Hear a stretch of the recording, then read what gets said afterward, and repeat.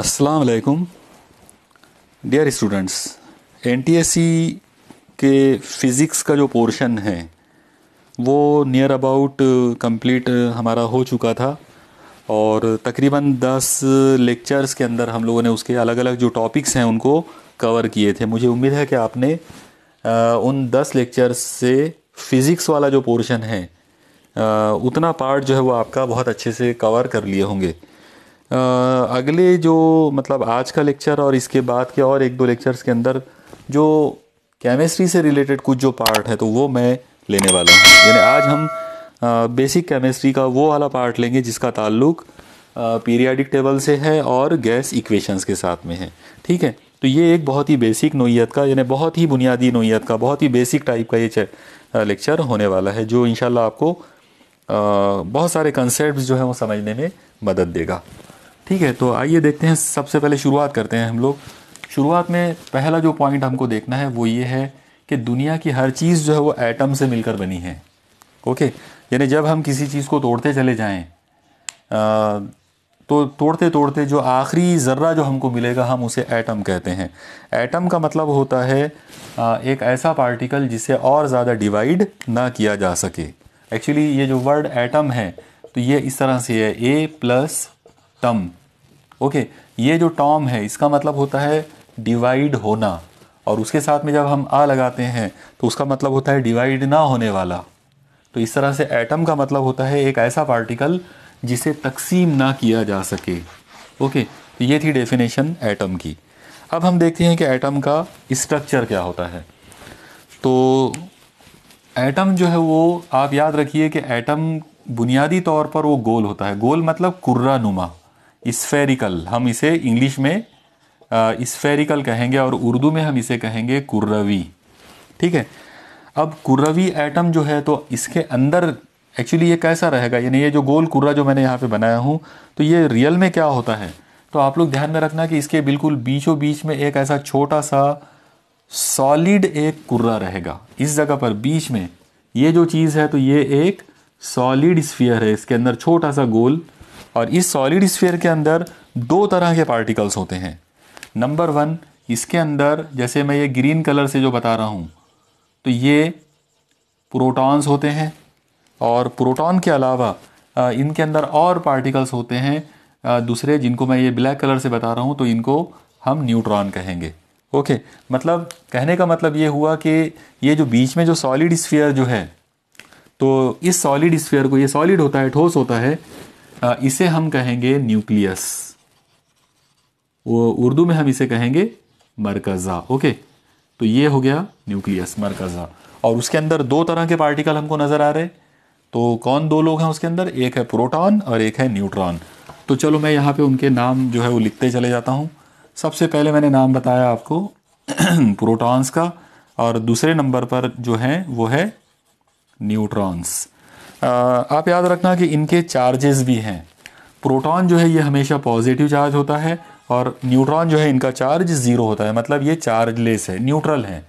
इसीलिए इनको उर्दू में मतलब एक्चुअली ये बोला जाता है कि ये बरकी एतबार से मोतदिल होते हैं, यानी इनका कोई चार्ज नहीं होता और प्रोटॉन के ऊपर पॉजिटिव बरकी बार होता है। ठीक है, अब ये हो गया एटम का कोर, यानी एटम का बीचों बीच वाला हिस्सा, मरकज़ी हिस्सा। अब सवाल ये आएगा कि मरकज़े के चारों तरफ ये जो जगह है ये क्या है। तो यहाँ पर आप याद रखिए कि ये पूरा एरिया जो है, ये पूरे एरिया के अंदर बेसिकली यहाँ पर खला होती है। खला मतलब वैक्यूम, पूरी तरह से खला है, खाली जगह। और इस खाली जगह के अंदर यहाँ पर सर्क्यूलर ऑर्बिट होंगे और उन ऑर्बिट्स के अंदर इलेक्ट्रॉन जो है वो तीसरा ज़र्रा जो है इलेक्ट्रॉन वो इसके अंदर घूमते रहेंगे। जैसे मान लो कि यहाँ पर ये एक ऑर्बिट है तो इसके अंदर ये ऐसे इलेक्ट्रॉन।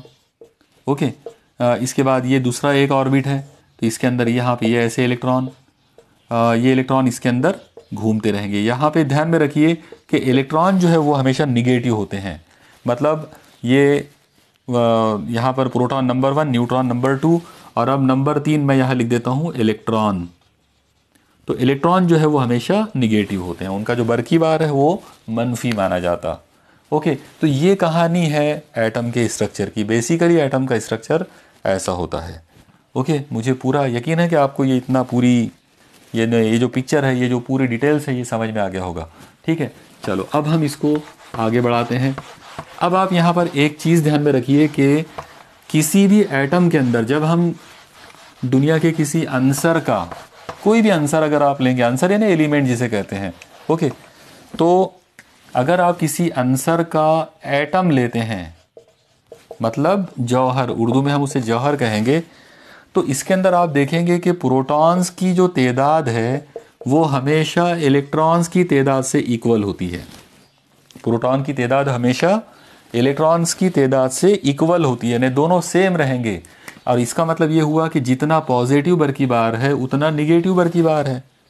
तो अगर पॉजिटिव और निगेटिव बरकी बार की तादाद अगर इक्वल हो जाती है, तो जब आप इसका टोटल चार्ज निकालेंगे, मतलब टोटल बरकी बार निकालेंगे, तो ज़ीरो आएगा। तो यही रीज़न है कि एटम जो होता है वो हमेशा ज़ीरो चार्ज वाला होता है। एटम के ऊपर कोई बरकी बार नहीं होता, वो चार्जलेस होता है, मोतदिल होता है। ओके, करेक्ट, इतना समझ में आया सब लोगों को। अब हम इसको और आगे बढ़ाते हैं। अब आप एक चीज़ देखिए कि जब आप कोई एलिमेंट लेते हैं, जैसे मान लो कि मैंने कोई एक एलिमेंट लिया x, तो इसमें मैं दो बहुत ही इंपॉर्टेंट कंसेप्ट जो है वो मैं बनाऊंगा। एक कंसेप्ट जो है जिसे कहते हैं z, एटॉमिक नंबर, और एक कहते हैं a, जिसे कहते हैं मास नंबर। ये बहुत ही इंपॉर्टेंट है, यानी ये वो बेसिक पार्ट है जो अगर आपको आता है तो ही आप केमिस्ट्री के अंदर आगे जो है वो डेवलप हो सकते हैं, यानी आगे की सारी दास्तान जो है वो यहीं से स्टार्ट होती है।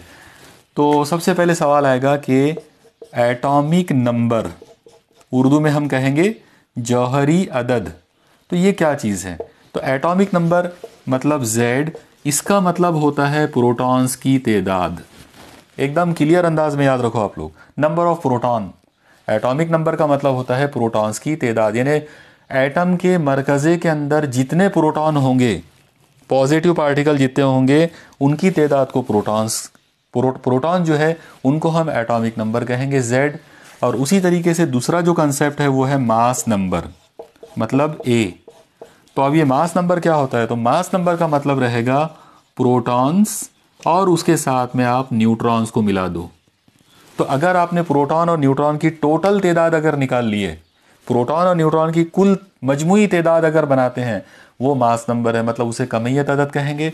और उसको A से ज़ाहिर करेंगे, उसको यहाँ लिखते हैं ना तो यहाँ भी लिख सकते हैं, यानी अगर आप चाहो तो इस A को यहाँ लिखने की बजाय यहाँ भी लिख सकते हो। तो दो तरीके हैं उसके। मुझे आम तौर पे उसकी यानी आदत जो है लिखने की वो ये है कि मैं यहाँ लिखता हूँ राइट साइड में, तो उससे कोई फ़र्क नहीं पड़ता, आप इस तरीके से उसको लिख सकते हैं। ठीक है, तो क्या समझ में आया? एटॉमिक नंबर मतलब नंबर ऑफ प्रोटॉन, प्रोटॉन्स की तादाद, और मास नंबर यानी कमियत अदद मतलब प्रोटॉन और न्यूट्रॉन की टोटल तादाद। ठीक है, तो ये था एटम का ओवरऑल, मतलब इतनी डिटेल्स आपको ध्यान में रखना है। अब आप एक चीज़ देखो कि ये डेफिनेशन के अंदर, यानी दोनों की डेफिनेशन में, एटॉमिक नंबर में भी और मास नंबर में भी प्रोटॉन का जिक्र आया, न्यूट्रॉन का जिक्र आया, लेकिन इलेक्ट्रॉन का जिक्र नहीं आया। तो उसका रीज़न ये है कि इलेक्ट्रॉन जो है वो ऑथेंटिक नहीं रहते। एक्चुअली इलेक्ट्रॉन का जो नंबर है वो बदलते रहता है। इलेक्ट्रॉन कभी कम हो सकते, कभी ज़्यादा हो जाते, वो ऑर्बिट में घूमते रहते हैं।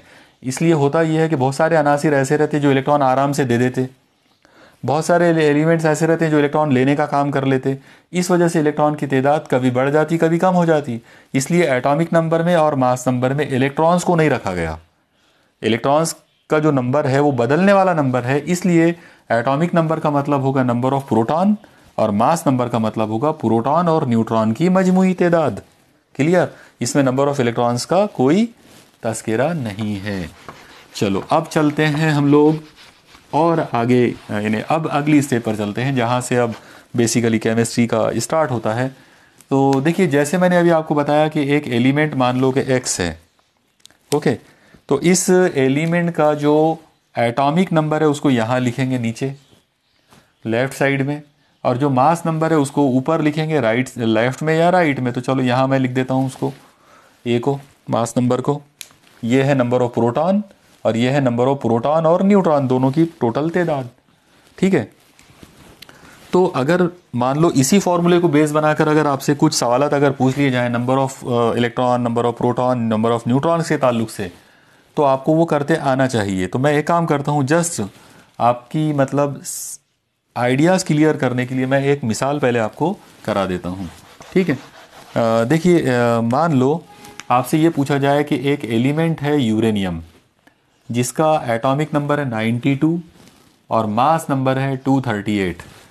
ओके, ये मान लो आपको दिया जाए, सवाल के अंदर ऐसा दिया जाए कि यूरेनियम 92 238 इस ये जो आंसर है, ये जो धात है, तो इसके लिए number of neutrons, number of protons, number of electrons, ये सब मालूम करो। मतलब आपको इलेक्ट्रॉन मालूम करना है, न्यूट्रॉन मालूम करना है और प्रोटॉन्स भी मालूम करना है। अगर ये सवाल आपसे पूछ लिया जाए तो आप इसको कैसा करोगे? बहुत ही आसान है। आप लोग देखो, सबसे पहले जैसे अलामत जो दी गई है, यूरेनियम की अलामत के नीचे यहाँ पे 92 है, नीचे वाला नंबर हमेशा Z होता है, तो Z इज इक्वल टू 92। ऊपर वाला नंबर A होता है, मतलब A is equal to 238। Okay, ये पहले हमने Z और A के रूप में लिख लिए। अब हम यहाँ पे डेफिनेशन बनाने की कोशिश करते हैं। आप देखो, Z का मतलब होता है number of proton. Okay, Z क्या है? एटॉमिक नंबर क्या है? Number of proton. तो इसका मतलब यहाँ पर मैं लिखूंगा number of protons is equal to 92, यानी मुझे नंबर ऑफ प्रोटॉन मिल गए। ओके, तो number of proton is equal to 92। यहाँ पर ये A जो है ये मास नंबर है, और मास नंबर की जो कंसेप्ट है वो ये होता है कि प्रोटॉन और न्यूट्रॉन की तादाद। इसका मतलब यहाँ पर मैं बोलूँगा कि प्रोटॉन्स प्लस न्यूट्रॉन्स, इनकी मजमूई तादाद जो है वो 238 है। लेकिन यहाँ से मुझे क्या पता चला कि प्रोटॉन कितने हैं? 92। तो मैं यहाँ प्रोटॉन की तादाद 92 ले लूँगा, तो 92 plus neutron is equal to 238, बराबर है। मैंने प्रोटॉन्स की तादाद यहाँ से उठा लिया तो वो 92 आ गया। अब ये 92 को उधर भेज दो, यह आ जाएगा n is equal to 238 minus 92। तो इसका मतलब n इज इक्वल टू कितना आएगा? 8 में से 2 गए बचे 6, यहाँ पे 13 में से 9 गए बचेंगे 4, और ये एक का एक 146। ओके, इसका मतलब क्या हुआ? इसका मतलब ये हुआ कि ये जो प्रोटॉन जो है इनकी तादाद मिली 92, न्यूट्रॉन जो है उनकी तादाद मिली 146, अब बाकी बचे इलेक्ट्रॉन। तो यहाँ पर आप फिर से वो जो कंसेप्ट याद करो, पहला जो मैंने भी आपको बताया था कि दुनिया का कोई भी एटम न्यूट्रल होता है। दुनिया का हर एटम न्यूट्रल होता है, मतलब उसके ऊपर टोटल चार्ज 0 होता है। अब यहाँ पर एक मामला आएगा कि प्रोटॉन 92 है, इसका मतलब ये 92 पॉजिटिव हैं। ओके, प्लस इलेक्ट्रॉन, इलेक्ट्रॉन कितने होना चाहिए कि टोटल ओवरऑल जो चार्ज है वो 0 हो जाए? तो जाहिर है ये इक्वेशन कुछ ऐसी बनेगी, proton plus electron is equal to 0। Okay, यानी जितने इलेक्ट्रॉन होंगे उतने ही प्रोटॉन आएंगे, ताकि टोटल मिलाकर उनका आंसर 0 आ जाए। तो इसका मतलब ये होगा कि ये जो निगेटिव इलेक्ट्रॉन जो है इनकी तादाद भी 92 होना चाहिए। जितने प्रोटॉन हैं उतने ही इलेक्ट्रॉन होंगे। फ़र्क सिर्फ इतना रहेगा कि प्रोटॉन की जो तादाद है, प्रोटॉन का जो चार्ज है वो प्लस 92 मानेंगे, और इलेक्ट्रॉन जो रहेगा उनका चार्ज माइनस 92 मानेंगे, ताकि ओवरऑल मिलाकर यूरेनियम का जो एटम है वो 0 हो जाए। 0 मतलब 0 इलेक्ट्रिकल चार्ज वाला हो जाए। तो इलेक्ट्रॉन की जो तादाद है वो प्रोटॉन से इक्वल आ जाएगी, मतलब 92। तो यहाँ पर मैं लिखूँगा कि इलेक्ट्रॉन की जो तादाद है वो 92 है। ओके, मुझे उम्मीद है कि आपको ये एकदम बेसिक किस्म के जो कैलकुलेशंस है तो ये समझ में आ गया होगा कि किस तरीके से अगर आपको कोई आंसर अगर आपको दिया जाए, कोई भी एलिमेंट अगर आपको दिया जाए, तो उस पर से आप नंबर ऑफ प्रोटॉन, इलेक्ट्रॉन और न्यूट्रॉन मालूम कर सकते हो। ओके, एक छोटा सा एक सवाल जो है वो मैं आपको दे देता हूँ, ताकि आप उसको ख़ुद से जो है वो हल कर सको, और उससे आपकी एक प्रैक्टिस हो जाएगी। ओके, आप देखिए, एक बहुत ही रिएक्टिव एक एलिमेंट है जिसके बारे में आप जानते हो, वो है सोडियम, और उसका सिंबल है Na। तो उसका एटॉमिक नंबर है 11, और मान लो कि उसका मास नंबर 24 है। तो आपको बताना है कि इसमें इलेक्ट्रॉन कितने हैं, प्रोटॉन कितने हैं और न्यूट्रॉन्स कितने हैं। ये आपके लिए होमवर्क है, इसका जवाब आप मुझे कमेंट्स में दे सकते हैं, ठीक है। तो ये हो गया एक बेसिक पॉइंट पहला। ओके, अब हम थोड़ा सा अपना टॉपिक को आगे बढ़ाते हैं। आप देखिए, जब हम किसी एलिमेंट यानी X लेते हैं और उसका मान लो कि एटॉमिक नंबर Z है और उसका मास नंबर A है, तो दुनिया में मतलब जब अलग अलग जो साइंटिस्ट जो गुजरे हैं, उन्होंने जब अलग अलग एलिमेंट्स की उनकी अलग अलग उनकी प्रॉपर्टीज़ जो है, उनकी जो खुसूसियात है, जब उनकी उन्होंने स्टडी करना शुरू किए तो पहले उनका ध्यान इस पर गया, एटॉमिक मास नंबर पर। ओके, इसको एटॉमिक मास नंबर भी कहते हैं और सिर्फ मास नंबर भी कहते हैं। ओके, तो उनके दिमाग में यह आया कि जितने भी एलिमेंट्स हैं उनकी फिजिकल प्रॉपर्टीज़, केमिकल प्रॉपर्टीज़ जो है वो मास नंबर पे डिपेंड होना चाहिए। ऐसा जिसका ख्याल था उस साइंटिस्ट का नाम है मेंडेलीफ। तो मेंडेलीफ ने क्या किया, इस ख्याल को बुनियाद बना करके जो आंसर जो भी दुनिया में जो अनासिर हैं, दुनिया में जो चीज़ें हैं, वो तमाम चीज़ों की फिजिकल और केमिकल प्रॉपर्टीज़ जो है वो उनके मास नंबर पर डिपेंड करेगी, यानी मास नंबर के साथ मास नंबर का वो फंक्शन होंगी। इसलिए उसने इसको बेस बनाया और फिर अपना एक पीरियाडिक टेबल तैयार करा। जो पीरियाडिक टेबल, जो दौरी जदूल उसने बनाया, हम उसे मेंडेलीफ पीरियाडिक टेबल कहते हैं। ओके, फिर पता चला कि इस पीरियाडिक टेबल के अंदर बहुत सारे ड्रॉबैक्स थे, बहुत सारी उसके अंदर लिमिटेशंस है, कुछ कमियां हैं उसके अंदर। एलिमेंट जो है वो आगे पीछे हो गए, कुछ बहुत ज़्यादा, मतलब ऐसा क्या बोलेंगे हम उसे, कि बहुत ज़्यादा इफ़िशियंट टाइप का पीरियाडिक टेबल हमको नहीं मिला मेंडेलीफ का, बराबर है। तो इसीलिए क्या हुआ कि इस चीज़ में ये डेवलपमेंट्स और आगे होते चले गए और उसमें रिसर्च चलती रही और आगे नए नए लोग उसमें चीज़ें करते रहे। हालांकि मेंडेलीफ पीरियाडिक टेबल जो है वो इन तमाम चीज़ों का बेस है, हम उसको किसी भी तरह से हम उसको छोड़ नहीं सकते हैं, वो हमारी बुनियाद है। मतलब यहाँ से एक सिस्टेमेटिक केमिस्ट्री जिसको बोलेंगे वो स्टार्ट होती है, ठीक है। तो बहरहाल हुआ ये कि आगे चलकर जब इसमें रिसर्च हुई, अलग अलग एलिमेंट्स की प्रॉपर्टीज़ की और उनकी खुसूसियात की, तो मोज़ले नाम के एक साइंटिस्ट आए। उन्होंने ये बताया कि कोई भी एलिमेंट की जो प्रॉपर्टीज़ है वो ए पर डिपेंड नहीं होते, मतलब मास नंबर पे डिपेंड नहीं होते, बल्कि एटॉमिक नंबर पे डिपेंड होते हैं, मतलब जेड पर। और इस चीज़ को बेस बना करके जितनी भी एलिमेंट्स की जो प्रॉपर्टीज़ हैं, फिजिकल और केमिकल प्रॉपर्टीज़ जो हैं, वो पीरियाडिक फंक्शन है एटॉमिक नंबर के, यानी जौहरी अदद के। इसको जौहरी अदद बोलेंगे उर्दू में, इसको कमियत अदद बोलेंगे। तो जौहरी अदद के तफाउल होंगे। तफाउल का मतलब होता है फंक्शन होना, यानी डिपेंड होना। तो मोज़ले ने जब ये कानून बनाया कि दुनिया के जितने भी अंसर हैं, जितने भी अनासिर हैं, जितने भी एलिमेंट्स हैं, उनकी फिज़िकल और केमिकल प्रॉपर्टीज़, मतलब कीमियाई और तबई खुसूसियात जो है वो उनके जौहरी अदद पर, यानी एटॉमिक नंबर पे डिपेंड होते हैं। इस चीज़ को कहते हैं मोज़ले का कानून, पीरियाडिक लॉ बोलते हैं इसे, मोज़लेस पीरियाडिक लॉ। और फिर इसको बेस बनाकर उसने एक पूरे एलिमेंट जो उसको पता थे उन सबको उसने अरेंज किया। और जब उसने उनको अरेंज किया तो जो चीज़ हमको मिली वो मिली एक पीरियाडिक टेबल। ओके, वो जो उसे हम कहते हैं मोज़ले का मॉडर्न पीरियाडिक टेबल, यानी वो जदीद दौरी जदूल है, मॉडर्न पीरियाडिक टेबल है। अब इस पीरियाडिक टेबल के अंदर अगर हम ये इस तरह से, मतलब खड़े वाले अगर हम कॉलम्स की अगर बात करेंगे तो वो कॉलम जो है वो 1 से लेकर 18 तक जाते हैं, यानी टोटल इनको ग्रुप कहते हैं। ये सब ग्रुप हैं, तो फर्स्ट ग्रुप, सेकंड ग्रुप, ऐसा करते करते देयर आर 18 ग्रुप्स। और इसी तरह से जब हम ऐसे आड़ी लाइनों में अगर जब बात करेंगे तो इसके अंदर ये जो आड़ी लाइनें जो आएंगी इनको हम पीरियड्स कहते हैं, दौर, उर्दू में दौर कहेंगे।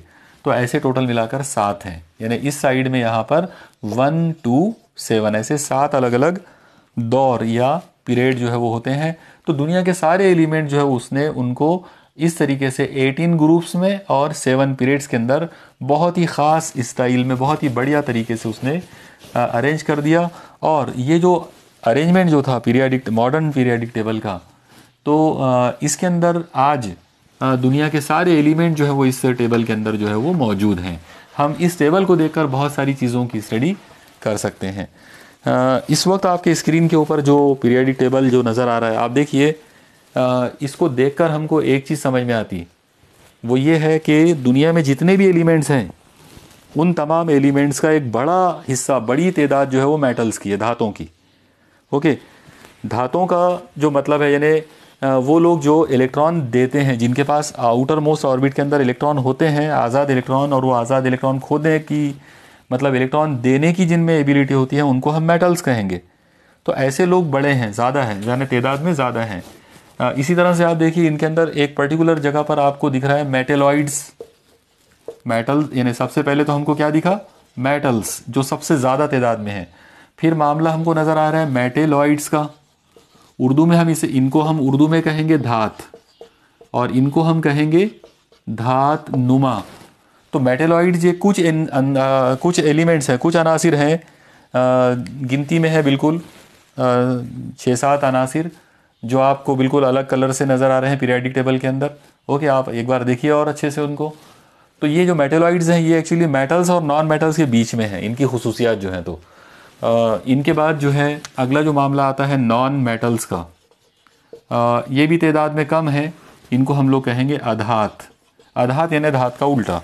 ओके, ये वो लोग हैं जो इलेक्ट्रॉन लेने का काम करते हैं। तो ये मेटल्स की तारीफ आप याद रखो, मेटल्स की तारीफ रहेगी ऐसे अनासिर जो इलेक्ट्रॉन देने का काम करते। नॉन मेटल्स ऐसे एलिमेंट्स जो इलेक्ट्रॉन लेने का काम करेंगे, उसको हम अधात कहेंगे। और इन दोनों के बीच वाली प्रॉपर्टीज़ के अंदर कुछ लोग हैं, उनको हम मेटेलॉइड्स कहेंगे या धात नुमा कहेंगे। Okay, clear. तो ये था पीरियोडिक टेबल का एक ओवरऑल बाहर से इसका ये एक लुक, यानी ऐसा पीरियोडिक टेबल होता है और उसमें अनासिर इस तरह से हैं। ठीक है, इनमें सबसे बड़ी तादाद जो है वो मेटल्स की है, सबसे कम तादाद जो है वो मेटेलॉइड्स की है, और एवरेज में जो है मतलब मिडिल में वो नॉन मेटल्स हैं। चलो ठीक है, अब हम देखते हैं कि पीरियोडिक टेबल के अंदर जो एलिमेंट्स को जो बिठाए गए तो उनको कोई ना कोई ख़ास तरतीब जो उनके अंदर है वो क्या है। तो देखिए, सबसे पहला जो आंसर है आप देखो वो है हाइड्रोजन। याद रखना, हाइड्रोजन का एटॉमिक नंबर 1 है और मास नंबर भी 1 है। तो अगर हाइड्रोजन का एटॉमिक नंबर 1 और मास नंबर 1 है तो पीरियोडिक टेबल में इसकी पोजीशन 1 नंबर पे आएगी, क्योंकि पीरियोडिक टेबल के अंदर Z को बेस बनाया गया। तो पहला जो खाना आएगा पीरियोडिक टेबल का, डेफिनेटली वहाँ पर Z = 1 पर हमको हाइड्रोजन को ही लेना पड़ेगा। ओके, फिर अगला जो मामला आता है हाइड्रोजन के बाद वो आता है हीलियम का, जिसका एटॉमिक नंबर 2 है और मास नंबर 4 है। तो अब इसको हमको नंबर 2 है तो Z = 2, मतलब इसको सेकंड खाने में बिठाना चाहिए था, बराबर है, हाइड्रोजन के बाजू में। लेकिन मामला ये है कि हीलियम जो है वो एक इनर्ट गैस है, एक इनर्ट गैस मतलब गैर आमिल गैस है, और दुनिया की जितनी भी गैर आमिल गैसेस हैं उनको आखिरी वाले ग्रुप में बिठा कर रखा गया, यानी जो 18 नंबर वाला जो ग्रुप है उसको 0 ग्रुप कहा जाता। ये आप याद रखो, 0 ग्रुप। तो उसके अंदर पहले नंबर पे हीलियम को बिठाया गया, हीलियम 2 4, और फिर इसके बाद इस फैमिली के बाकी मेंबर्स उसके नीचे आते हैं। ओके, जैसे हीलियम है, उसके बाद है नियॉन, फिर एरेगॉन, जीनॉन, क्रिप्टॉन वगैरह वगैरह। तो ये सब के सब लोग इस जगह पर आएंगे 0 ग्रुप्स के अंदर। ये सब इनर्ट गैसेस हैं। ठीक है, वैसे ये ग्रुप जो है 0 ग्रुप नाम है उसका, वैसे वो 18 नंबर का ग्रुप है, लास्ट वाला। तो एकदम शुरू का पहला जो ग्रुप है उसमें हाइड्रोजन को बिठाया गया, एकदम लास्ट वाला जो ग्रुप है उसके अंदर हीलियम को बिठाया गया। ठीक है, अब जाहिर सी बात है इसके बाद Z = 3 का मामला आएगा। जब Z = 3 की बात आएगी तो उसको यहाँ बिठाया गया हाइड्रोजन से नीचे, वो होता है लिथियम 3, एटॉमिक नंबर उसका 3, मास नंबर उसका 6। अब सवाल आएगा कि इसके बाद 4 आएगा तो बेरिलियम।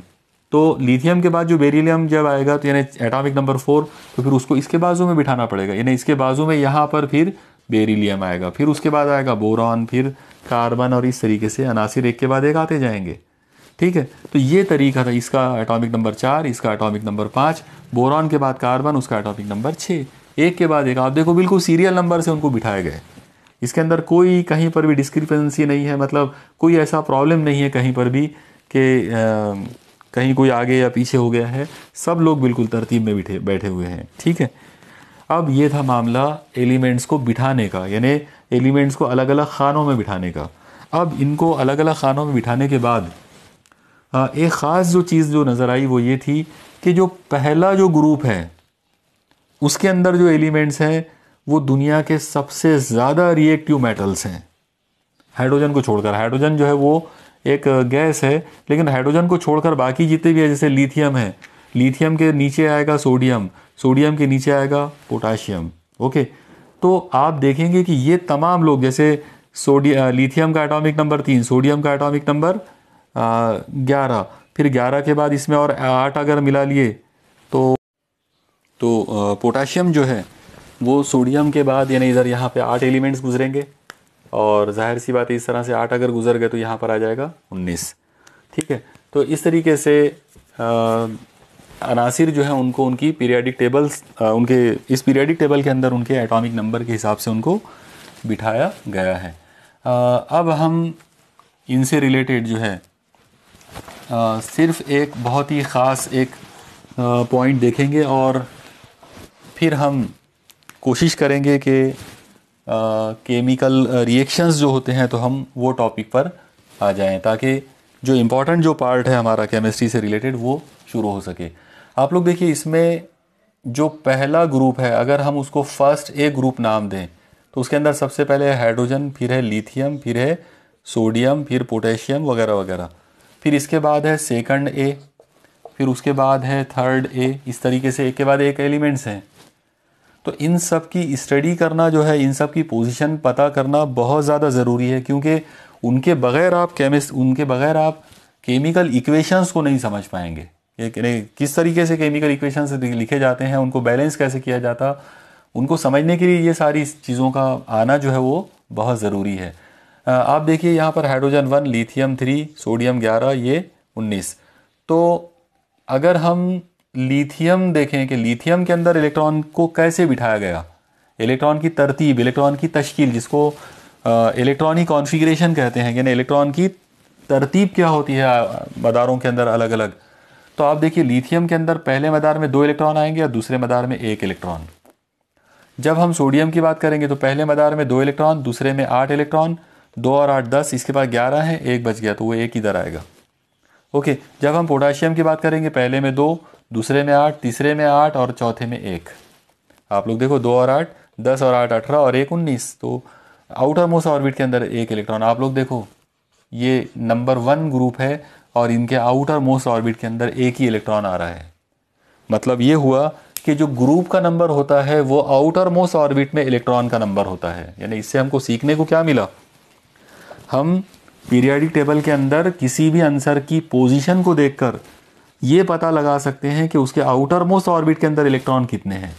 तो क्योंकि हाइड्रोजन, लिथियम, सोडियम, पोटाशियम ये लोग पहले ग्रुप में रहने वाले हैं, फर्स्ट ए ग्रुप के रहने वाले हैं, इसका मतलब इनके आखिरी मदार के अंदर 1 इलेक्ट्रॉन होगा। Okay, clear. ये है पीरियाडिक टेबल का फ़ायदा कि पीरियाडिक टेबल को देखकर हम आउटर मोस्ट ऑर्बिट में इलेक्ट्रॉन्स की तादाद को मालूम कर सकते हैं। चलो इसकी एक और मिसाल ले लेते हैं हम लोग। यहाँ पर आप ऐसा इमेजिन करो, आप देखो कि सेकंड ए ग्रुप में आ जाते हैं। यहाँ पर है बेरिलियम, मतलब 4 और 6, ठीक है, नहीं सॉरी 4 और 8, मास नंबर उसका 8 है। सोडियम के बाजू में यहाँ पर है मैग्नीशियम, मतलब 12 और 24। पोटेशियम के बाजू में यहाँ पर कैल्शियम है, मतलब 20 और यहाँ पर उसका एटॉमिक मास नंबर 40 के करीब है। चलो ठीक है, अब आप ये 3 अनासिर की एग्जांपल ले लो। आप लोग देखो बेरिलियम के पास एटॉमिक नंबर उसका 4 है, इसका मतलब पहले ऑर्बिट में 2 इलेक्ट्रॉन आएंगे, दूसरे में 2। मैग्नीशियम के पास 12 इलेक्ट्रॉन है, तो पहले में 2 आएंगे, दूसरे मदार में 8 इलेक्ट्रॉन आएंगे, 2 और 8 10 और उसके बाद 12 है, मतलब आउटर मोस्ट ऑर्बिट में 2 इलेक्ट्रॉन आएंगे। कैल्शियम के बारे में देख लेते, पहले ऑर्बिट में 2 आएंगे, दूसरे में 8 आएंगे, तीसरे में 8 आएंगे, 2 और 8 10 और 8 18 और इसके पास 20 है टोटल, मतलब आखिरी में 2 बचे, आखिरी मदार के अंदर 2 इलेक्ट्रॉन आएंगे। क्या समझ में आया? आप लोग देखो बराबर इस मिसाल को भी देखिए। अगर आप देखो ये लोग सेकंड ए ग्रुप में रहने वाले हैं और इनके आउटर मोस्ट ऑर्बिट के अंदर इलेक्ट्रॉन 2 हैं। इसका मतलब वो एक रूल है, ये एक बिल्कुल एक सिंप्लीफाइड एक रूल बन गया कि पीरियाडिक टेबल का ग्रुप का जो नंबर होता है वो बेसिकली आउटर मोस्ट ऑर्बिट में इलेक्ट्रॉन को जाहिर करता है। बराबर है। तो कोई भी एलिमेंट जिस ग्रुप में रहेगा उस ग्रुप का नंबर उसमें मौजूद आखिरी मदार के इलेक्ट्रॉन का नंबर होगा। ओके, तो ये एक चीज़ हो गई। इसी तरह से हम थर्ड ए ग्रुप को भी स्टडी कर सकते हैं। ठीक है, अब सवाल ये आएगा कि हाँ, यहाँ पर एक छोटा सा मैं आपको बताना, जब पहले मैं बताना भूल गया आपको, वो है इलेक्ट्रॉनिक कॉन्फ़िगरेशन का कंसेप्ट। इलेक्ट्रॉनिक कॉन्फ़िगरेशन का जो कंसेप्ट है वो ये है कि अलग अलग मदारों में इलेक्ट्रॉन की तादाद अलग अलग होती है, यानी इलेक्ट्रॉन को अलग अलग ऑर्बिट्स में डिवाइड किया गया है और उनका जो डिवीज़न है अलग अलग मदारों के अंदर, उसे इलेक्ट्रॉनिक कॉन्फ़िगरेशन कहते हैं। और उसके लिए एक फार्मूला बनाया गया, वो ये है कि नंबर ऑफ़ इलेक्ट्रॉन जो है वो कितने होंगे, तो नंबर ऑफ़ इलेक्ट्रॉन्स होंगे 2 टाइम्स n² के बराबर। ये फार्मूला याद कर लो आप लोग। नंबर ऑफ़ इलेक्ट्रॉन हमेशा कितने होते हैं? 2 टाइम्स n²। अब आप देखो, अगर मुझे यहाँ पर फर्स्ट ऑर्बिट लेना है, पहला मदार, अगर मुझे पहले मदार के अंदर इलेक्ट्रॉन्स की तादाद देखना हो तो मैं n की जगह पे 1 ले लूँगा।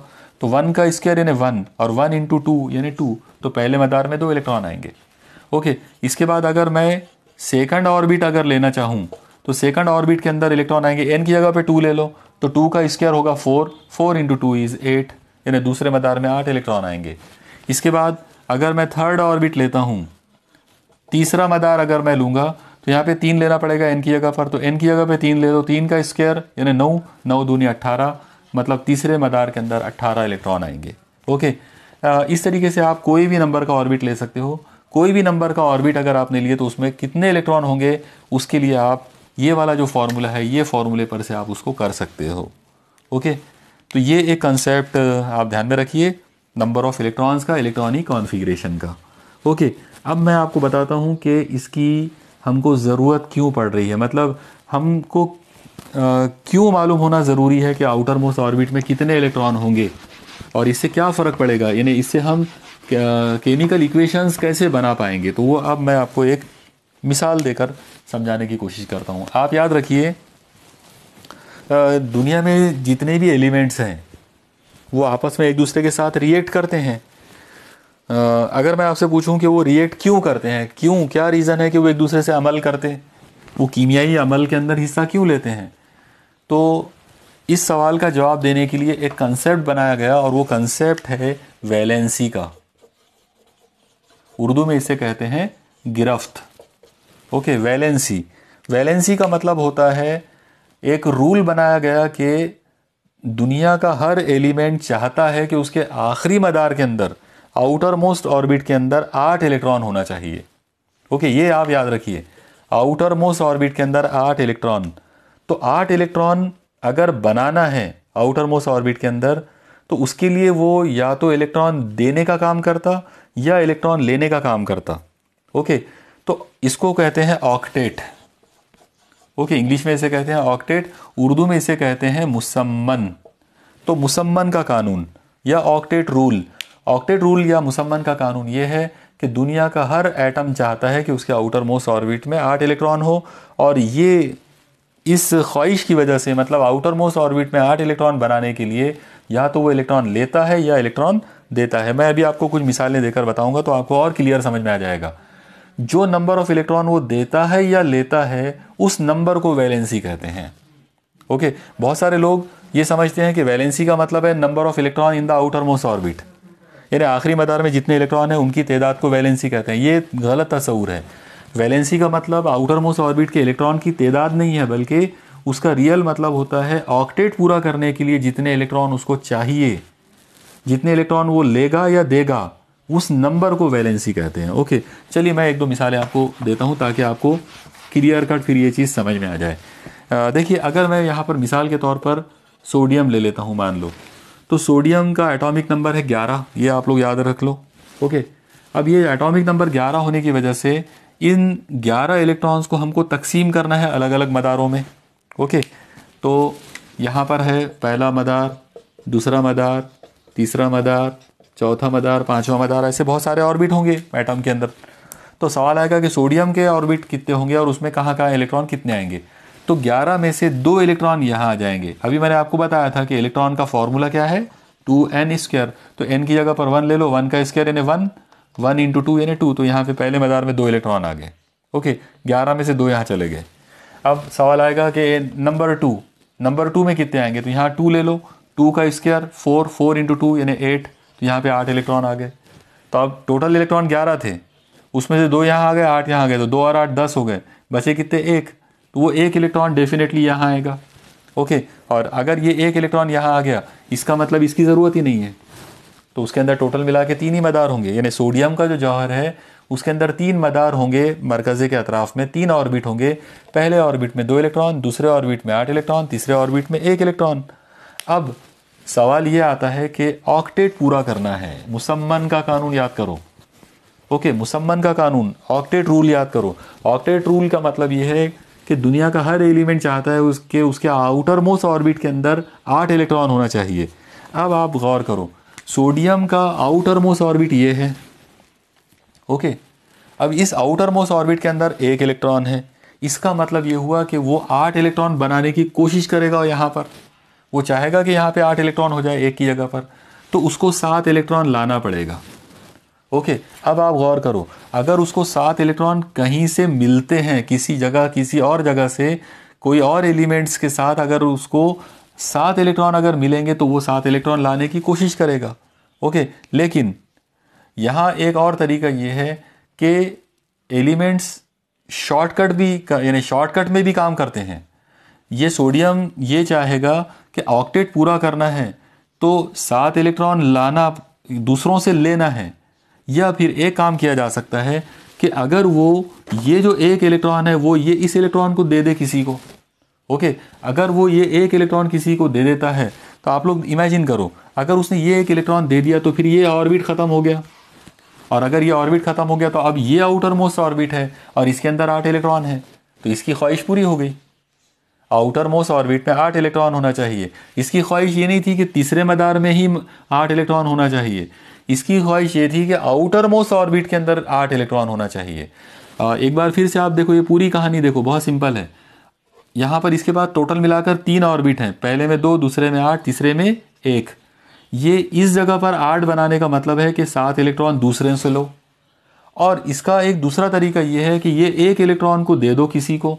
जब आप ये एक इलेक्ट्रॉन को किसी को दे देंगे तो फिर ये ऑर्बिट ख़त्म हो जाएगा और ये आउटर मोस्ट बन जाएगा, और आउटर मोस्ट ऑर्बिट के अंदर 8 इलेक्ट्रॉन आ जाएंगे। तो अब आप सोचो कि क्या 7 इलेक्ट्रॉन गेन करना आसान है या एक इलेक्ट्रॉन लॉस करना आसान है? ओके, 7 इलेक्ट्रॉन दूसरों से लाना आसान है या अपना एक इलेक्ट्रॉन दूसरों को देना आसान है? तो डेफिनेट बात है कि एक इलेक्ट्रॉन देना आसान है। इसका मतलब ये हुआ कि सोडियम जो है वो अपना वो एक इलेक्ट्रॉन इजीली दे देगा दूसरों को, और जैसे ही ये अपना एक इलेक्ट्रॉन दे देगा इसका आउटर मोस्ट ऑर्बिट नंबर 2 वाला ऑर्बिट बनेगा और उसके अंदर 8 इलेक्ट्रॉन आ जाएंगे। मतलब इसका जो ऑक्टेट रूल है वो उसके मुताबिक इसकी ख्वाहिश पूरी हो गई, आउटर मोस्ट ऑर्बिट के अंदर 8 इलेक्ट्रॉन आ गए। तो ये वजह है कि सोडियम जो है वो एक इलेक्ट्रॉन देने की कोशिश करता है, वो बहुत इजीली अपने आउटर मोस्ट ऑर्बिट का एक इलेक्ट्रॉन दे देता है। अब आप देखो, सोडियम का ये वाला जो ऑक्टेट है ये पूरा होने के लिए उसको एक इलेक्ट्रॉन देना पड़ा। ये एक इलेक्ट्रॉन उसने दिया, क्योंकि उसने एक इलेक्ट्रॉन दिया ताकि उसका मुसम्मन पूरा हो, उसका ऑक्टेट पूरा हो। इसका मतलब अगर आप इसकी वैलेंसी की बात करेंगे तो इसकी वैलेंसी 1 होगी। ओके, इसकी जो वैलेंसी है वो 1 आएगी। 1 क्यों? क्योंकि उसने एक इलेक्ट्रॉन दिया है, एक इलेक्ट्रॉन देकर उसने अपना ऑक्टेट पूरा किया। ओके, तो ये था मामला वैलेंसी का कंसेप्ट समझने का। ओके, आइए हम अगली एग्जांपल की तरफ चलते हैं। अगली एग्जांपल जो है, हम सोडियम का बिल्कुल उल्टा एलिमेंट ले लेते हैं, जो राइट साइड से जो है, मतलब 17वें कॉलम के अंदर जो है, बराबर है, वो है क्लोरीन। तो चलो क्लोरीन की हम लोग ले लेते हैं मिसाल। क्लोरीन का एटॉमिक नंबर 17 है, ठीक है। अब ये 17 इलेक्ट्रॉन को हमको अलग अलग ऑर्बिट में डिवाइड करना पड़ेगा। तो हम एक काम करते हैं, first orbit, second orbit, third orbit, fourth orbit, fifth orbit, बहुत सारे ऑर्बिट बना सकते हैं अलग अलग। जितनी ज़रूरत होगी उतने ऑर्बिट हम बना लेंगे, ठीक है, अपनी मर्जी के हिसाब से। अब ये जो 17 इलेक्ट्रॉन जो है इनको डिवाइड करना है अलग अलग जगहों पर। आप लोग देखो, पहले ऑर्बिट, इस रूल के मुताबिक पहले ऑर्बिट में 2 इलेक्ट्रॉन आएंगे, बराबर है। दूसरे ऑर्बिट के अंदर यहाँ पे 2 ले लो तो 2 का स्क्वायर 4, 4 × 2 = 8। दूसरे ऑर्बिट में 8 इलेक्ट्रॉन आएंगे, तो 8 और 2 10 इलेक्ट्रॉन हो गए। 17 में से 10 इलेक्ट्रॉन 2 ऑर्बिट में चले गए, अब बचे कितने? 7। तो तीसरे ऑर्बिट के अंदर 7 इलेक्ट्रॉन आ जाएंगे। ओके, इसका मतलब ये वाले ऑर्बिट में कोई नहीं आएगा, तो इनकी ज़रूरत ही नहीं है, ये खाली ऑर्बिट है। तो आउटर मोस्ट ऑर्बिट कौन है? थर्ड। तीसरा जो ऑर्बिट है, तीसरा जो मदार है, वो हमारा आउटर मोस्ट ऑर्बिट बन गया क्लोरीन का, और इस आउटर मोस्ट ऑर्बिट के अंदर 7 इलेक्ट्रॉन हैं। अब आप एक चीज़ देखो, ऑक्टेट पूरा अगर करना है, मतलब मुसम्मन का जो कानून है उसके मुताबिक अगर ऑक्टेट पूरा करना है तो इसमें यहाँ पर 1 की कमी है, तो इसमें 1 इलेक्ट्रॉन दूसरों से लेना पड़ेगा। ओके, या फिर दूसरा तरीका ये है कि अगर ऑक्टेट पूरा करना है और ये ऑक्टेट है यहाँ पर, तो या तो ऑक्टेट बनाने के लिए 1 इलेक्ट्रॉन दूसरों से लो, या फिर आप ये पूरे के पूरे 7 इलेक्ट्रॉन दूसरों को दे दो। यानी 7 इलेक्ट्रॉन का लॉस करना है या 1 इलेक्ट्रॉन को लेना है दूसरों से। तो दोनों में से डेफिनेट बात है कि आसान काम ये रहेगा कि 1 इलेक्ट्रॉन दूसरों से लो। तो ये जो आंसर है। ये जो क्लोरीन जो है हमारे पास, ये एक ऐसा एलिमेंट रहेगा जो 7 इलेक्ट्रॉन दूसरों को देने की कोशिश बिल्कुल नहीं करेगा, बराबर है, क्योंकि 7 इलेक्ट्रॉन देना जो है ये आसान काम नहीं है, लेकिन 1 इलेक्ट्रॉन लेना जो है वो बहुत आसान काम है। इसलिए इसकी टेंडेंसी ये रहेगी कि ये दूसरों से 1 इलेक्ट्रॉन लेने वाला होगा। तो ये इजीली, मतलब आसानी के साथ में ये 1 इलेक्ट्रॉन दूसरों से हासिल करेगा। और जैसे ही ये 1 इलेक्ट्रॉन हासिल करेगा, आप देखो इसके पास यहाँ पे साथ में 1 इलेक्ट्रॉन आ गया तो ये 8 बन जाएगा, यानी ऑक्टेट पूरा हो गया इसका। तो ऑक्टेट पूरा करने के लिए इसको 1 इलेक्ट्रॉन की ज़रूरत है। इसका मतलब इसकी जब हम वैलेंसी की बात करेंगे तो वो भी 1 ही है। तो क्लोरीन की जो वैलेंसी है वो 1 है, हालांकि आउटर मोस्ट ऑर्बिट में इसके पास 7 इलेक्ट्रॉन है। तो अगर किसी ने वो वाला कंसेप्ट अगर ध्यान में रखा कि आउटर मोस्ट ऑर्बिट में इलेक्ट्रॉन की जो तादाद है वो वैलेंसी होती है, तो फिर वो बिल्कुल गलत बात हो जाएगी। क्लोरीन की वैलेंसी 7 नहीं है, बल्कि क्लोरीन की वैलेंसी 1 है। Okay, clear. तो ये था मामला वैलेंसी का। अब हम और एक स्टेप आगे बढ़ते हैं कि हमको ये वैलेंसी की ज़रूरत क्यों पड़ रही है, हम क्या रीज़न है केमिकल इक्वेशंस के अंदर हमको इनकी कहाँ ज़रूरत पड़ने वाली है, किस चीज़ में इससे रिलेटेड सवाल कैसे बनेंगे और हम उनको कैसे सिंप्लीफाई कर पाएंगे। तो उसको अब हम समझते हैं। आप देखिए, सबसे पहले मैं एक बहुत ही सिंपल सी एक एग्जांपल आपको कराने की कोशिश करता हूँ। आप देखिए, मान लो हमने एक एलिमेंट लिए सोडियम और एक दूसरा एलिमेंट लिए chlorine.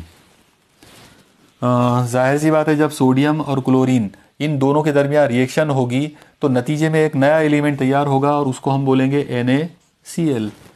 Okay, NaCl sodium chloride. Okay, चलो अब हम इसी मिसाल को और आगे बढ़ाते हैं। दूसरी मिसाल ले लेते हैं। मान लो हमने एक एलिमेंट लिया मैग्नीशियम, इसका क्लोरीन के साथ रिएक्शन करे, एक नया एलिमेंट तैयार हुआ मैग्नीशियम क्लोराइड। ओके, ये दूसरी मिसाल हो गई। इसके बाद मिसाल नंबर 3 ले लेते। एल्यूमिनियम ले लो, एक मेटल, क्लोरीन ले लो नॉन मेटल, दोनों के दरमियान रिएक्शन हुई, एक नया एलिमेंट तैयार हुआ AlCl, मतलब एल्यूमिनियम क्लोराइड। अब मैंने आपके सामने 3 इक्वेशंस लिखा हूँ।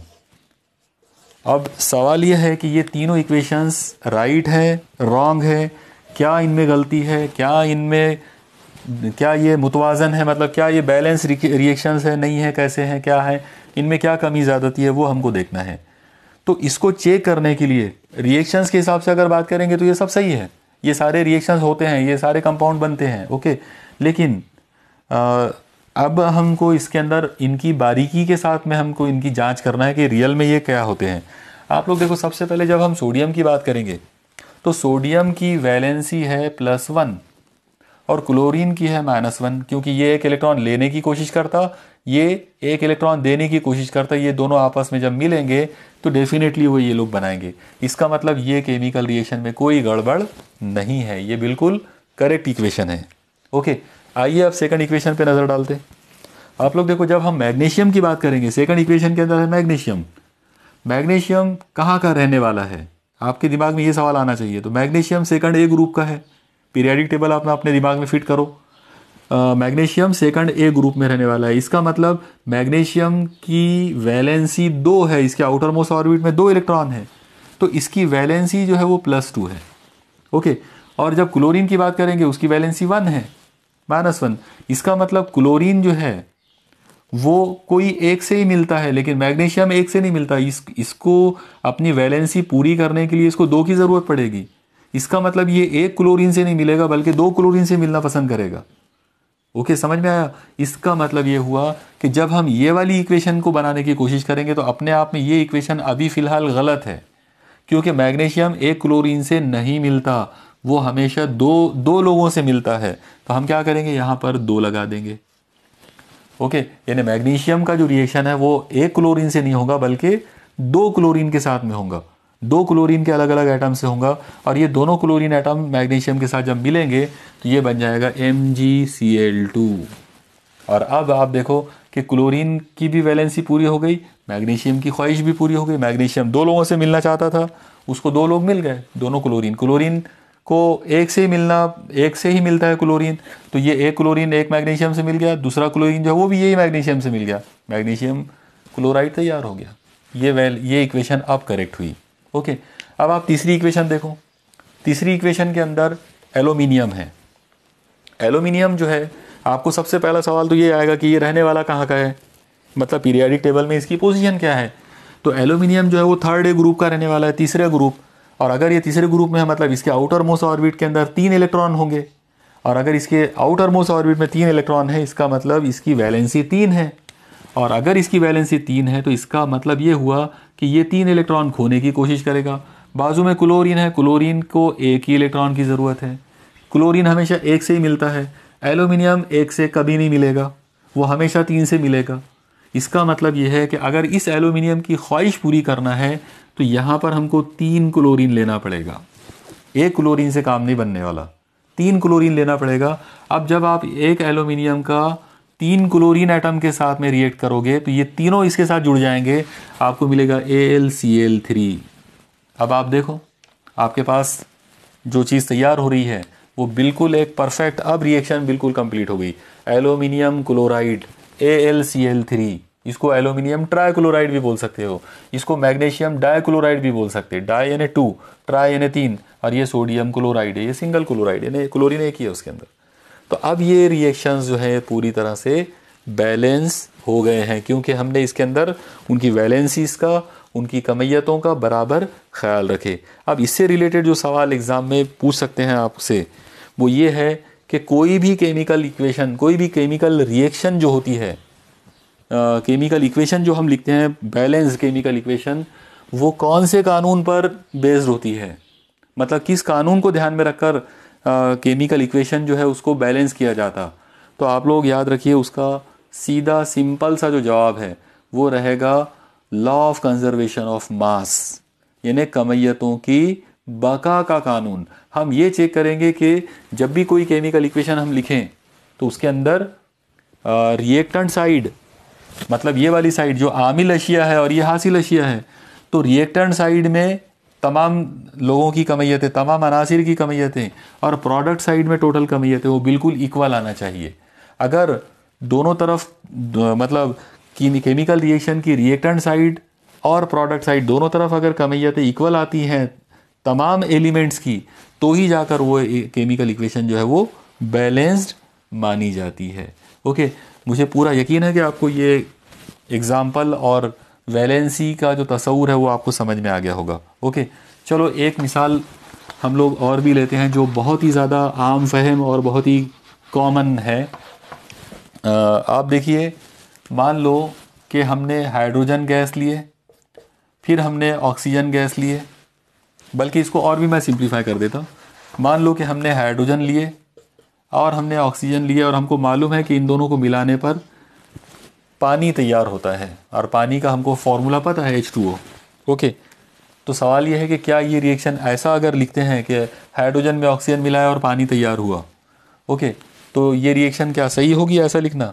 तो डेफिनेटली कंसेप्ट के हिसाब से ये बिल्कुल सही है। अगर आपने हाइड्रोजन में ऑक्सीजन मिलाया तो पानी बनता है, लेकिन ये केमिकल इक्वेशन के हिसाब से बैलेंस्ड नहीं है। इसमें ना तो वैलेंसी का ख्याल रखा गया, ना इसके अंदर किसी तरह की कोई क्वांटिटी का प्रोपोर्शन ध्यान में रखा गया। तो अब आपको हर चीज़ का ध्यान रखना पड़ेगा। अब आप देखो क्या करेंगे, हाइड्रोजन की वैलेंसी 1 है, इसका मतलब हाइड्रोजन जो है वो एक से मिलना पसंद करेगा। अब हाइड्रोजन इतना ज़्यादा रिएक्टिव है कि वो अकेला एक हाइड्रोजन एटम रहता ही नहीं। जब भी एक हाइड्रोजन एटम होता है वो हमेशा एक दूसरे हाइड्रोजन के साथ मिलकर एक ग्रुप बना लेता है, जिसको हम H2 कहते हैं। ये हाइड्रोजन मॉलिक्यूल है, हाइड्रोजन गैस। ओके, तो हाइड्रोजन अकेला नहीं रहता, बल्कि हाइड्रोजन हमेशा H2 के फॉर्म में रहेगा। वही वाली कहानी ऑक्सीजन की है। ऑक्सीजन भी अकेला कभी नहीं रहता, वो भी इतना ज़्यादा रिएक्टिव है कि वो अपने आप के साथ जोड़कर एक मॉलिक्यूल बना लेता, हम उसको भी O2 बोलेंगे। तो इस तरह से हाइड्रोजन यानी H2 molecule plus O2 molecule यानी ऑक्सीजन मॉलिक्यूल दोनों मिले और पानी तैयार हुआ। ओके, चलो अब ये रिएक्शन हकीकत की तरफ बढ़ती जा रही है। मतलब पहले तो ये रैंडम थी, पहले मैंने लिखा था हाइड्रोजन और उसमें ऑक्सीजन मिलाया और पानी मिल गया। अब ये कुछ तो भी साइंटिफिक बनते जा रही है। ओके, लेकिन अभी भी ये पूरी तरह साइंटिफिक या पूरी तरह से ये बैलेंस नहीं हुई है। ओके, अब हम थोड़ा सा मासेस को देखेंगे, कमियतों को देखेंगे कि दोनों तरफ कमियतें जो है वो बैलेंस हो रही हैं क्या। आप देखो इस साइड में अगर मैं हाइड्रोजन की तादाद गिनूँ तो वो 2 है, ऑक्सीजन की तादाद अगर गिनूँ तो वो भी 2 है। इस साइड में हाइड्रोजन की तादाद देखेंगे तो वो 2 है, इस साइड में ऑक्सीजन की तादाद देखेंगे तो 1 है। अब आप देखो यहाँ पर ऑक्सीजन अकेला एक ही है, तो law of conservation of mass जो है, यानी कमैयतों की बका का जो कानून है, उसके हिसाब से अगर हम बात करेंगे तो जितने जौहर इधर होंगे उतने ही जौहर उधर होना चाहिए। सेम, जौहरों की तादाद कम ज़्यादा नहीं हो सकती। केमिकल रिएक्शन के अंदर लॉस ऑफ एटम नहीं होता। ओके, तो इसका मतलब क्या हुआ कि इधर अगर ऑक्सीजन 2 है तो उधर भी ऑक्सीजन हमको 2 बनाना पड़ेगा। अब यहाँ ऑक्सीजन 2 बनाने का चक्कर जो है वो ये है कि हम एक काम करते, यहाँ पे इसको 2 से मल्टीप्लाई कर देते। अब देखो आप, जैसे ही मैंने यहाँ पे 2 से मल्टीप्लाई किया तो 2 से ये हाइड्रोजन भी तो मल्टीप्लाई हुआ। तो हाइड्रोजन पहले से 2 थे, उसको जब मैंने 2 से मल्टीप्लाई किया तो 2 इंटू 2, 2 टू ज़ा 4, मतलब हाइड्रोजन इधर 4 हो गए। लेकिन ये 2 से मल्टीप्लाई करने की वजह से ऑक्सीजन अब 2 हो गए, तो यहाँ पर ऑक्सीजन 2 आ गए। तो अब आप देखो ऑक्सीजन जो है वो बैलेंस हो गए। ओके, इधर भी ऑक्सीजन 2 है, इधर भी ऑक्सीजन 2 है, लेकिन हाइड्रोजन का प्रॉब्लम हो गया। इधर हाइड्रोजन 4 हो गए, इधर हाइड्रोजन 2 ही है। तो इसको बैलेंस करने के लिए एकदम सिंपल है, अगर मैं यहाँ पर इस साइड में मुझे हाइड्रोजन 4 करना है, उसका आसान आइडिया होगा यहाँ पे मैं डबल कर दूँ। यानी हाइड्रोजन को अगर मैं H2 को 2 से मल्टीप्लाई कर देता हूँ तो ये 4 हो गए, इसका मतलब यहाँ पर अब हाइड्रोजन 4 हो गए, हो गया बैलेंस। तो अब आपकी केमिकल रिएक्शन जो है, बैलेंस्ड केमिकल इक्वेशन, वो ये बनेगी कि 2 times hydrogen plus 1 times oxygen gives 2 times water. आया समझ में? तो ये था तरीका बैलेंस्ड केमिकल इक्वेशन लिखने का। यहाँ पर आप याद रखो कि ये जो है ये गैस फॉर्म में है, ये जो है ये भी गैस फॉर्म में है, लेकिन ये जो है ये लिक्विड फॉर्म में है। H2 जो हमको इसमें मिलता है वो लिक्विड फॉर्म में मिलता है, तो इस तरह से उसमें लिक्विड फॉर्म भी लिखना चाहिए। तो ये थी कहानी केमिकल इक्वेशंस को बैलेंस करने की। मुझे यकीन है कि आपको आज का ये जो लेक्चर है ये यहाँ तक पूरा समझ में आया होगा और आपने ये पूरा नोट डाउन भी किया होगा। अब हम यहाँ पर एक छोटी सी एक मिसाल जो है वो देखते हैं कि केमिकल इक्वेशंस जो है उनको हम और ज़्यादा बारीकी के साथ कैसे हम समझ सकते हैं, या इससे रिलेटेड सवालात एग्ज़ाम में कैसे आ सकते हैं। तो आप देखिए, पहला सवाल जो यहाँ पर आपको नज़र आ रहा है, सवाल नंबर 1, वो है एक मुतवाज़न कीमियाई मसावात खाली जगह पर मुनहसिर होती है। मतलब बैलेंस केमिकल इक्वेशन जो होती है तो वो काय पर बेस्ड होती है, किस चीज़ पर? 4 ऑप्शंस आपको दिए हैं। पहला है law of conservation of mass, यानी कमैयत की बका का कानून। दूसरा है लॉ ऑफ गैसियस वॉल्यूम्स, यानी गैस के हजम का कानून। तीसरा है एवोगैड्रोज लॉ, यानी एवोगैड्रो का कानून। और चौथा ऑप्शन है लॉ ऑफ मल्टीपल प्रोपोर्शंस, यानी ज़रबी तनासुब का कानून। तो देखिए, जैसा हमने डिस्कस किए थे, जब हम किसी केमिकल इक्वेशन की हम बात करते हैं तो हम दोनों साइड में, यानी रिएक्टेंट साइड और प्रोडक्ट साइड, दोनों साइड हम कमैयतों को देखते हैं, हम कमैयतों को गिनते हैं, यानी मास को देखते हैं कि रिएक्टेंट साइड का मास और प्रोडक्ट साइड जो है उसका मास इक्वल आना चाहिए। तो इसका मतलब ये हुआ कि हमारी जो कीमियाई मसावत जो होती है, केमिकल इक्वेशन जो होती है, तो वो law of conservation of mass पर बेस्ड होती है। तो इस क्वेश्चन का जो करेक्ट आंसर होना चाहिए वो है law of conservation of mass, यानी कमैयत की बका का कानून। ओके, तो इस तरह से हम इसको कर सकते हैं। जो सवाल आपको नज़र आ रहा है स्क्रीन पर वो है बेरियम क्लोराइड और एल्युमिनियम सल्फेट के दरमियान कीमियाई अमल होता है जिसके नतीजे में एल्युमिनियम क्लोराइड और बेरियम सल्फेट का रसूब या प्रेसिपिटेट तैयार होता है। इस कीमियाई अमल की मसावात दर्ज झैल है।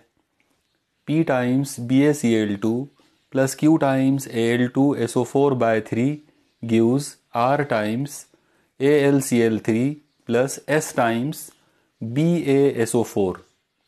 इस मसावात में ज़रीबों P, Q, R, S की कीमतें क्या होंगी?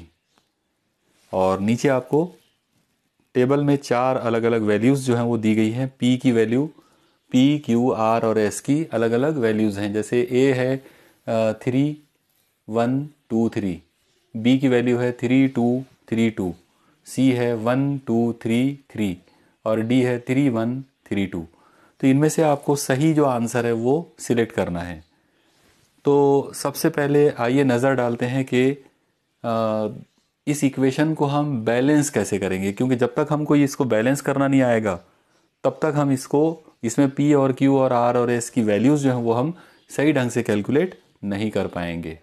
तो सबसे पहले हम इसकी इक्वेशन जो है बनाते हैं। ओके, तो आप देखिए आपके सामने एक केमिकल रिएक्शन जो है जो लिखी हुई अभी हमने जो देखे सवाल में वो था P times BaCl2 plus Q times Al2SO4/3 gives R times AlCl3 plus S times BaSO4। तो इसमें हमारा जो सवाल है वो ये है कि P, Q, R और S की वैल्यूज़ हमको फाइंड करना है। ओके, इस तरह के सवाल आपसे पूछे जा सकते हैं। साथ ही साथ मैं आपको ये भी बता दूं कि इस पर्टिकुलर रिएक्शन के अंदर ये बहुत ही इंपॉर्टेंट रिएक्शन है और इस रिएक्शंस के ज़रिए हम बहुत सारी चीज़ें सीख सकते हैं। ओके, तो चलो शुरू करते हैं इसको। सबसे पहले तो आप याद रखिए कि यहाँ पर बेरियम जो है इसकी वैलेंसी 2 है, मतलब ये 2 लोगों से रिएक्ट होगा। तो अगर ये 2 लोगों से रिएक्ट होगा तो ये BaCl2 बिल्कुल सही है, यानी 2 क्लोरीन के साथ में एक बेरियम। इसके बाद आप याद रखो कि एल्यूमिनियम की वैलेंसी 3 है। ओके, और SO4 जो होता है तो उसकी वैलेंसी 2 होती है। SO4 जो है वो एक मतलब आप उसको ये एक तरह का एक आयन है। ओके, और ये जो आयन होता है तो इसकी वैलेंसी 2 है, मतलब ये 2 लोगों से मिल सकता है। तो यहाँ पर ये कंपाउंड भी बिल्कुल सही है, यानी एल्यूमिनियम के साथ में 3 जुड़े हैं, SO4 के लिए 2, तो इस तरह से दोनों की ख्वाहिश पूरी हो गई। ओके, वैसे ही एल्यूमिनियम के साथ में यहाँ पे 3 क्लोरीन मिले हैं, मतलब ये भी परफेक्ट है। Ba की वैलेंसी 2 है, मतलब बेरियम जो है वो 2 से मिलता है और SO4 की भी 2 है, तो वो भी कंपाउंड बिल्कुल सही है, मतलब वैलेंसी के लिहाज से इक्वेशन बिल्कुल परफेक्ट है। अब हम आगे बढ़ाते हैं। अब हमको देखना है कि यहाँ पर इनकी वैल्यूज़ क्या हो सकती है। तो हम law of conservation of mass को अप्लाई करेंगे, मतलब हम देखेंगे कि दोनों साइड में कमैयतों को बैलेंस करना है। इस साइड में हम पहले केमिकल्स ले लेते हैं, बेरियम, उसी तरह से क्लोरीन, उसी तरह से एल्यूमिनियम और उसी तरह से SO4। याद रखो SO4 को एक साथ लेना पड़ेगा। SO4 जो है वो एक ही एंटिटी है, मतलब वो एक्चुअली एक ही चीज़ है, एक ही आयन बोलेंगे हम उसको। हम उसमें ऐसा नहीं बोलेंगे कि S अलग है और 4 मरतबा ऑक्सीजन अलग अलग है। ओके, इस तरह से लेना है। चलो देखते हैं। बेरियम इस साइड में कितने हैं, तो एक ही है, एक्चुअली वो P है लेकिन वो हम बाद में P का अंदाज़ा लगा लेंगे। तो बेरियम इधर एक है। क्लोरीन इस साइड में क्लोरीन कितने हैं, तो 2 है। एल्यूमिनियम इस साइड में क्लोरीन एल्यूमिनियम 2 है, इस साइड में SO4 कितने हैं, तो 3 है। ओके, ये हो गया एकदम रफ तरीके से अगर करें तो ये हो गए रिएक्टेंट साइड में, यानी अनासिर जो है वो इतने हैं। चलो राइट साइड में अनासिर देख लेते हैं। अब राइट साइड के अंदर सबसे पहले बेरियम, फिर क्लोरीन, फिर एल्यूमिनियम और फिर SO4। तो देखो बेरियम, उस साइड में बेरियम कितने हैं, तो बेरियम 1 है, वो वहाँ पर अकेला है बेरियम। क्लोरीन उस साइड में क्लोरीन देखो, क्लोरीन यहाँ पर 3 है, तो ये 3। एल्यूमिनियम वहाँ पर एक साइड 1। SO4 वहाँ पर कितने हैं, 1 है। चलो देखो, अब अगर हमको इनको बैलेंस करना है तो अब इस पिक्चर को वैसे ही क्लियर करना पड़ेगा। आप लोग देखो, सबसे पहले बेरियम इधर 1 है, इधर भी 1 है। इसका मतलब क्या हुआ कि दोनों तरफ बेरियम बिल्कुल बैलेंस्ड हैं। अब अगर बैलेंस्ड है, यानी बेरियम का अगर कोई मसला नहीं है, कोई प्रॉब्लम नहीं है, तो इसका मतलब ये एक हमारे पास एक हिंट आ गया कि बेरियम की इधर वाली तादाद और उधर वाली तादाद सेम है। बेरियम की इधर वाली तादाद P है और बेरियम की इधर वाली तादाद S है। इसका मतलब ये हिंट आ गया कि P जो है वो S के बराबर है। ओके, देखो ये आप इस तरीके से अक्लमंदी से इसको सॉल्व करेंगे बराबर। ओके, चलो ठीक है, तो ये पहली स्टेप हो गई, हमको एक हिंट तो मिल गया कि P और S दोनों सेम होना चाहिए। ठीक है, और आगे बढ़ाते, क्लोरीन को चेक करते। देखो आप, क्लोरीन इधर 2 है, इधर क्लोरीन 3 है, इसका मतलब क्लोरीन बैलेंस नहीं है, तो आप क्लोरीन को बैलेंस करना पड़ेगा। क्लोरीन को बैलेंस बनाने का आसान आइडिया ये रहेगा कि आप इस साइड में क्लोरीन को इधर 2 होने की वजह से इसको 2 से मल्टीप्लाई कर दो, और इधर 3 होने की वजह से इसको 3 से मल्टीप्लाई कर दो। तो देखो, अगर मैं इसको 3 से मल्टीप्लाई करता हूँ तो यहाँ पर ये 6 बन जाएगा, और अगर मैं इसको 2 से मल्टीप्लाई करता हूँ तो यहाँ पर ये 6 बन जाएगा, मतलब ये बैलेंस हो जाएगा। तो अब मेरे पास एक आसान आइडिया आ गया कि क्लोरीन को मुझे इधर 3 से मल्टीप्लाई करना है। अब देखो, क्लोरीन यहाँ पे 2 है और इसको मुझे 6 बनाना है, इसका मतलब 3 से मल्टीप्लाई करना पड़ेगा। तो यहाँ पर मुझे इस जगह पर डेफिनेटली 3 से मल्टीप्लाई करना है। तो मुझे तो P की वैल्यू मिल गई, P की वैल्यू 3 आ गई। साथ ही साथ मेरे पास S की वैल्यू भी आ गई, S भी 3 है, बराबर है। मतलब जो 4 ऑप्शन दिए गए हैं अब आप उस पर भी नज़र डाल सकते हैं आप लोग कि P कितना है और S कितना है, तो P भी 3 होना चाहिए और S भी 3 होना चाहिए, तो दोनों की वैल्यू आ गई। ओके, तो चलो मैं यहाँ पर भी 3 लिख देता हूँ क्योंकि ये हमारा हिंट तो आ ही गया। ओके, अब एक और चीज़ है, एक और आइडिया आ गया यहाँ पर। क्लोरीन को मुझे 6 बनाना था, ये 3 थे, तो इसको 6 बनाने के लिए मुझे यहाँ पे 2 लेना पड़ेगा, तो मतलब अब मेरे पास R की वैल्यू आ गई 2। तो देखो एकदम परफेक्ट, एकदम सिंपल तरीके से, यानी क्लोरीन को बैलेंस करा, R की वैल्यू आ गई, और बेरियम को और क्लोरीन दो लोगों को बैलेंस किया तो P और S भी मिल गए, R भी मिल गया। अब सिर्फ प्रॉब्लम बचा है किसका, Q का। उसके लिए एल्यूमिनियम को देख लेंगे। देखो इधर एल्यूमिनियम 2 है, इधर एल्यूमिनियम 1 है, तो एल्यूमिनियम को मुझे नहीं, इस साइड में एल्यूमिनियम यहाँ 2 से मल्टीप्लाई करें तो अब ये एल्यूमिनियम 2 हो गए, बराबर। तो अब आप एक चीज़ देखो कि एल्यूमिनियम एक तरह से बैलेंस है, यानी एल्यूमिनियम का अभी कोई मसला नहीं है। अगर कोई मसला नहीं है तो यहाँ एल्यूमिनियम 2 है, ये एल्यूमिनियम अपने आप में 2 है, तो इसका मतलब इसको कुछ करने की ज़रूरत नहीं है। कुछ करने की ज़रूरत नहीं है मतलब इसकी वैल्यू 1 होना चाहिए। कुछ नहीं करना है मतलब Q बराबर 1, यानी 1 से मल्टीप्लाई करना है, तो बाकी सारे लोग तो ऑलरेडी बैलेंस हो ही गए ना।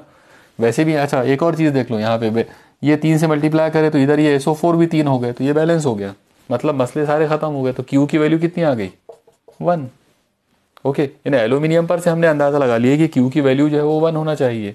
तो फिर अब हमारे पास जो आंसर सारे, जो हमारे को जो कोएफिशिएंट्स जो हैं, तो कौन कोएफिशिएंट है, P Q R S। P की वैल्यू 3, Q की वैल्यू 1, R की वैल्यू 2, S की वैल्यू 3। तो ये वाला आंसर हमारा करेक्ट आएगा। मतलब जो सवाल आपको दिया गया था उस सवाल के अंदर ऑप्शन 1 जो है वो आपका करेक्ट आंसर होना चाहिए। ओके, तो ये थी कहानी इस पर्टिकुलर रिएक्शन की। अब मैं आखिरी में इस रिएक्शन से रिलेटेड आपको कुछ चीज़ें बताना चाहूँगा। आप देखो इसमें एक बहुत बढ़िया चीज़ जो हमको इसमें सीखने को मिल रही है वो है कि बेसिकली ये रिएक्शन किस टाइप की है उसको आप एक बार अच्छे से समझ लो।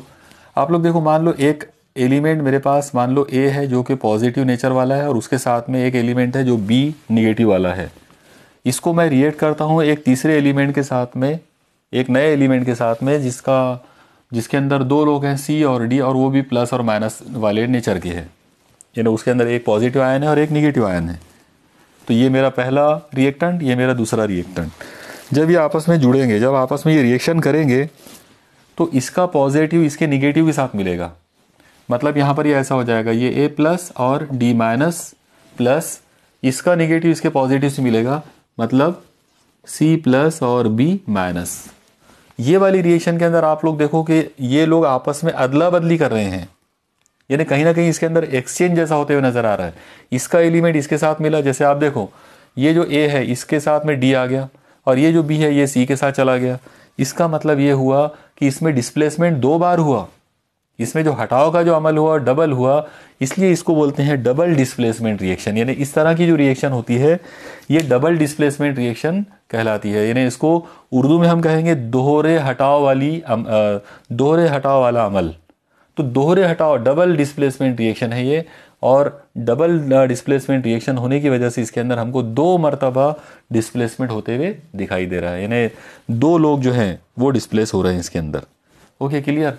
तो इस तरीके से भी मैं इस टाइप का भी सवाल आपसे पूछ सकते हैं एग्जाम के अंदर कि ये जो केमिकल रिएक्शन जो हो रही है तो ये कौन सी नोयत की है, मतलब किस टाइप की रिएक्शन है, तो ये डबल डिस्प्लेसमेंट रिएक्शन है। ओके, इसी तरह से और भी बहुत सारी केमिकल रिएक्शंस के बहुत सारे सवाल बनाए जा सकते हैं जो हम इंशाल्लाह अगले लेक्चर में हम उनको देखेंगे। आज के लेक्चर के लिए बस ये 2 सवाल काफ़ी हैं, और अभी आप इससे रिलेटेड जितनी भी आप नॉलेज जमा कर सकते हैं या जितनी भी स्टडी आप कर सकते हैं तो वो आप कीजिए। इंशाल्लाह इसके बाद वाले लेक्चर के अंदर हम और आगे के जो कंसेप्ट है केमिस्ट्री, मतलब केमिकल इक्वेशंस के, केमिकल रिएक्शंस के, वो हम इंशाल्लाह अगले लेक्चर में करने की कोशिश करेंगे। Okay, keep studying. अल्लाह हाफिज़।